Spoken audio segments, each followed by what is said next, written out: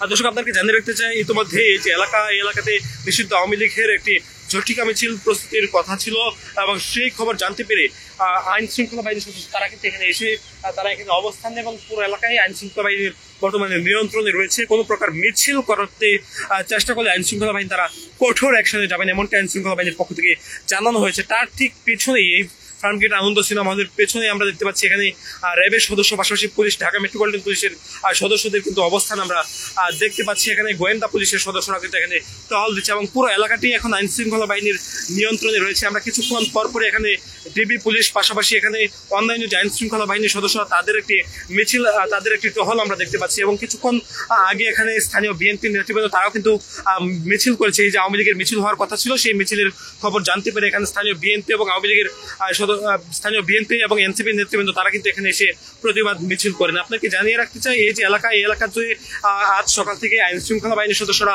তারা অবস্থান করছে, পুলিশ পাশাপাশি র্যাবের সদস্যদের কিন্তু অবস্থান এখানে রয়েছে এবং পুরো এলাকায় এখন পর্যন্ত আইন শৃঙ্খলা বাহিনীর নিয়ন্ত্রণে রয়েছে। আপনাকে জানিয়ে রাখতে চাই, কিছুক্ষণ আগেও এখানে রমনা বিভাগের উপ পুলিশ কমিশনার মাসুদ আলম তিনি এসেছিলেন। পাশাপাশি এখানে আমরা দেখতে পাচ্ছি র্যাব 2 এর একটি টহল দল এখানে রয়েছে এবং এই পুরো এলাকায় এখন একেবারে আইন শৃঙ্খলা বাহিনীর নিয়ন্ত্রণে রয়েছে। ফার্মগেট আনন্দ সিনেমা হলের সামনে এখানে বিপুল পরিমাণ আইন শৃঙ্খলা বাহিনীর সদস্য রয়েছেন। এখানে নিশ্চিত আওয়ামী লীগ যদি মিছিল করার চেষ্টা করে আইন শৃঙ্খলা বাহিনী তাদেরকে প্রতিহত করবেন, এমনটা আসলে জানা গেছে। আমরা দেখতে পাচ্ছি এখানে আইন শৃঙ্খলা বাহিনীর সদস্যদের বেশ কয়েকটি টিম এখানে রয়েছে, পাশাপাশি সেনাবাহিনীর সদস্যরা এখানে রয়েছে। কিছুক্ষণ আজ সকালে এখানে আইন শৃঙ্খলা বাহিনীর সদস্যরা জানতে পারে যে এখানে নিষিদ্ধ আওয়ামী লীগ মিছিল করার চেষ্টা করতে পারে। সেই খবর জানতে পেরে এখানে সেনাবাহিনী পাশাপাশি পুলিশ এখানে এসে অবস্থান নিয়েছে এবং তারা কঠোর অবস্থানে রয়েছে। কোনো প্রকার নিষিদ্ধ আওয়ামী লীগের মিছিল দেখলে তারা আসলে কঠোর ব্যবস্থা গ্রহণ করবেন, এমনটা আসলে জানা গেছে। দর্শক আপনাকে জানিয়ে রাখতে চাই, আজকে এই যে নিষিদ্ধ আওয়ামী লীগ তারা কিন্তু মিছিল করার চেষ্টা করেছিলেন রাজধানীর ফার্মগেট কলাবাগান এলাকাতে।